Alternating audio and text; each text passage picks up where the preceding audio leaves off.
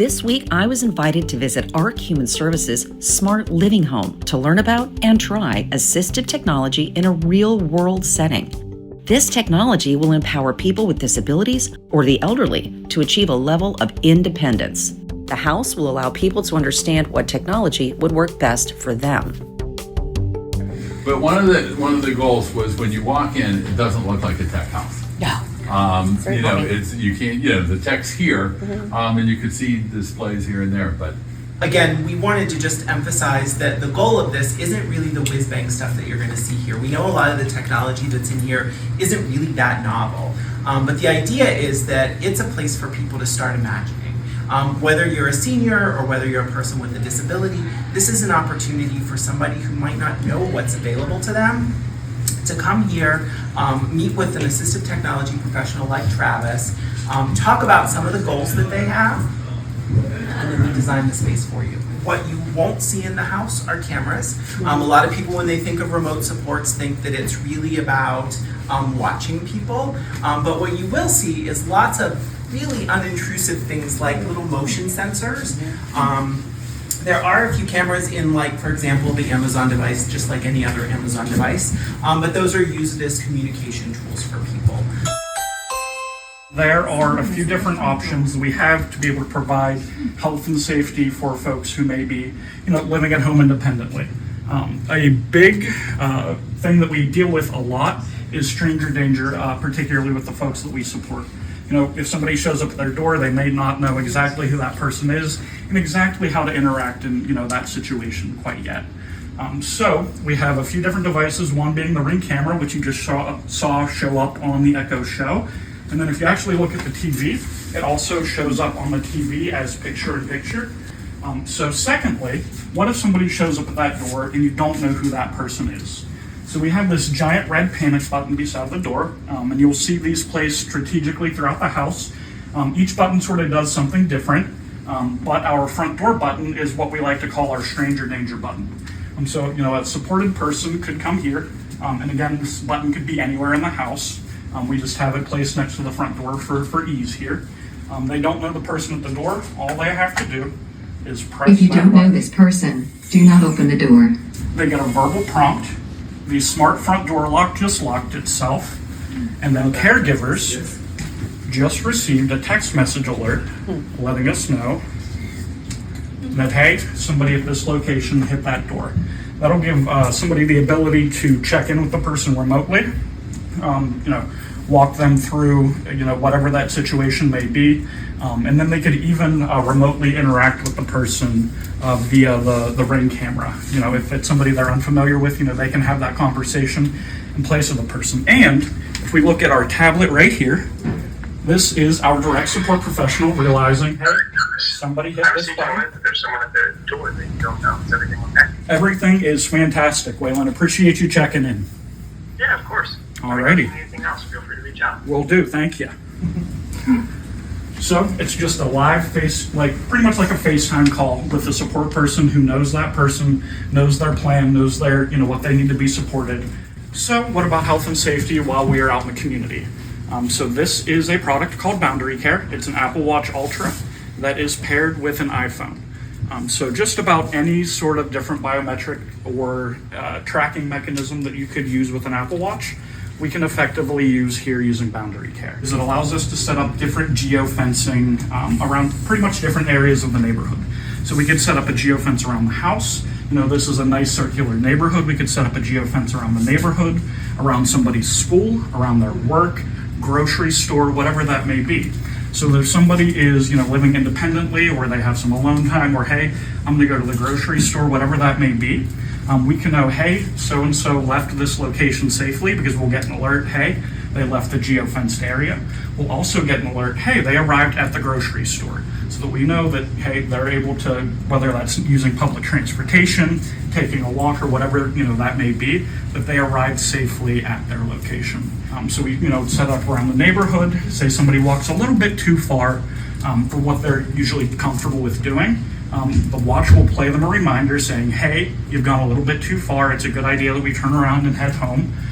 If they don't respond to that, staff can actually call directly out to the watch and just be in communication with that person. And that works two ways. So if the person who's out in the community needs assistance somewhere, all they have to do is press one single button on their watch and they're connected to a caregiver pretty much instantly. We've got a few different devices and technologies established here in the kitchen.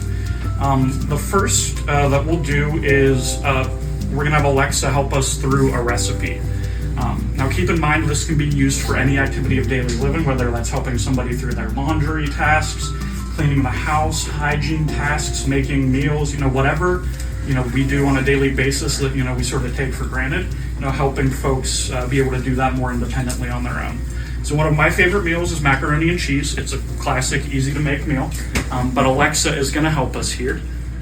So, hey Alexa, I'd like to make macaroni and cheese. Get your pot out of the cabinet beside the stove. The light on the cabinet should be changing colors. And now if you look at the cabinet, we're indicating exactly where that item is kept. Now I'll be honest, if we open the cabinet door, there's not a pot in there right now. 6 cups of water. The measuring cup is in the cabinet to the right of the stove. The light where it is located should be changing color. 1 second. So it helps to walk that person, and we're going through, step by step through the Place the instructions pot here. on the front right burner of the stove. It can be found by looking at the purple arrow on the stove. Use the knob on the stove that has a purple square on it. So we included Set the some low-tech temperature to 6. indicators for It is folks who marked may by have a purple diamond. difficulty differentiating left and right, reading numbers, letters, whatever that may be. Get the macaroni and cheese box out of the cabinet above the microwave.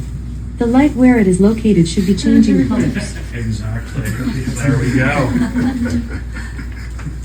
No, there's no macaroni. Get the butter out of the fridge. The light on top of the fridge should be purple.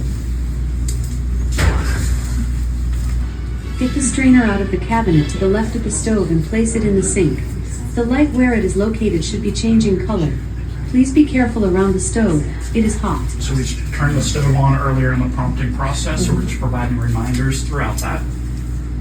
Pour the noodles from the mac This is and very cheese sped box up into to the what pot. we I was would gonna need say for that. demonstration Yeah, purposes. slow that. Yeah, I have a 10-second delay just so it's not so It long is that I'm always a showing good idea people, to stay in the but kitchen this while would be you set are to the cooking. exact time it takes to make macaroni and cheese. Really? It's like the water to boil and the whole thing. Exactly. Right? We'd sit there and we'd time how long Now does that your the noodles have water cooked, take to boil carefully on put setting the pot 6. with the noodles in Okay, and empty 10 it minutes later, carefully into the we're good to strainer go. in Yeah. the sink. So that's just one example that we can use. And again, that's just cooking one recipe. We can use that for any activity of daily living, whether that's making laundry, helping clean up around the house, whatever that may be. We can use these different devices and routines through Alexa to help people be more independent. So there's a few other items that we will key in on here in the kitchen. One is our Alexa powered microwave. So actually one of the first people to come tour the smart house came to us with the story, hey, whenever I was away at college, I accidentally hit the 0 on my microwave.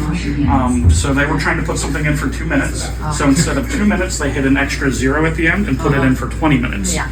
Needless to say, that started a small kitchen fire. So we can do things like, hey Alexa, set my microwave on high for 2 minutes. And we got our microwave Power on. level 10. By the way, I've got a brand new voice with Alexa Plus. Want to hear it? Just say, Alexa, can I hear your new voice? That's a little flirty. I don't know. I don't know. So the next device we'll cover is our medication dispenser. So this is the MedMinder device. I'll go ahead and put it in demo mode. It's going to be kind of hard for everybody to see all at once here. But this is a device we can use and actually have successfully deployed with some of the folks that we support in order to help them with their medication independence.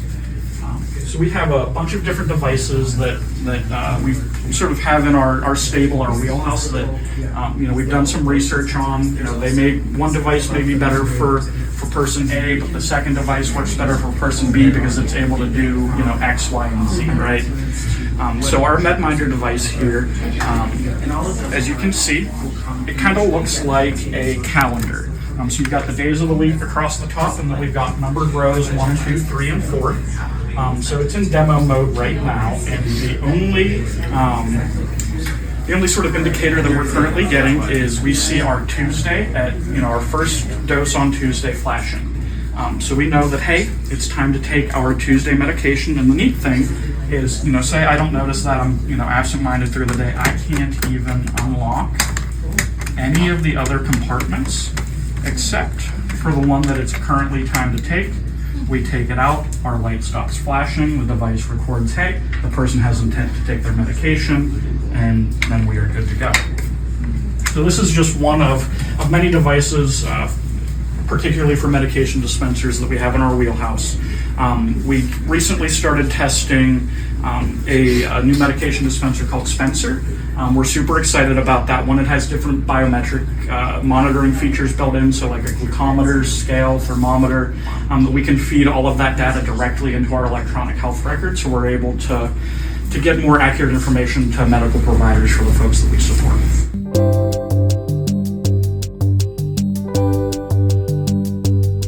What I'll show now, do you want to be my model, Michael? I just want to get off my feet. Fair enough. So we're going to pretend like it's the middle of the night. I don't know about any of you, but whenever I get up in the middle of the night, I'm super groggy. I really have no clue what's going on in the world. So we have this set up and should be good to go. It takes about 5 seconds. We found anything shorter than 5 seconds, we'll get a lot of false offs and ons. But Michael just got up to go to the bathroom in the middle of the night, and now he has a light that came on, a soft light, and we're actually lighting the path directly to where the bathroom is, providing soft lighting the whole way. And you'd have to partner with your local police and fire department to make this happen. But we can have text message alerts sent out as soon as that device goes off.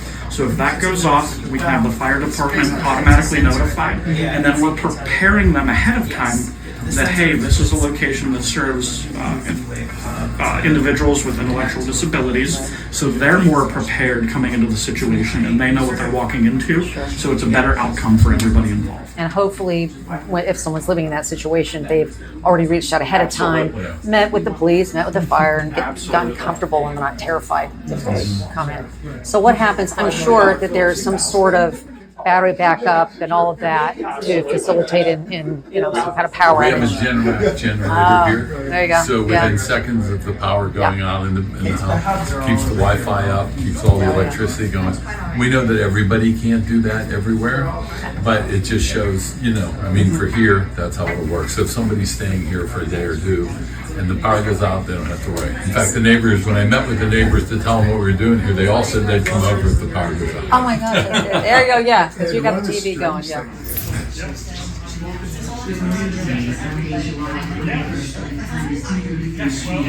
It says, when you come out, it says, good morning. This is July 21st at 2 p.m. And we can program that, and this is where I say the application for aging is really great. Because you can program it each day, all day long. That they come out, you can say it's 9 a.m. on Thursday morning, and you have a doctor's appointment at noon. So you can add anything in based on the person's schedule. Our staff can program that remotely, so that the person, just to get reminders, and then it'd say if you have your doctor's appointment at noon, at like 11:15, it could send you, it could remind you again because it's programmed in, and just say, hey, the appointment's coming up, don't forget your appointment. So Yeah, that's great. Well, in this down here, it's not just to help with, whoever is learning how to use these devices, but any family, they're close enough, and it gives them a relief. Oh my gosh, this is amazing. And that's the families that we've had out here. This is great. I think they're much more apt to come and stay because it's a comfortable space. Oh, sure. And people are upstairs. And again, we could program that if the door opened, they would know. Yeah. What I mean? They would, so they can be kind of keep an eye on people, but also Give them some autonomy and So help build their confidence, but it builds the family's confidence exactly, too. because that's half It's that's half the battle. It's like Are we doing the right thing? Oh my gosh. Yeah.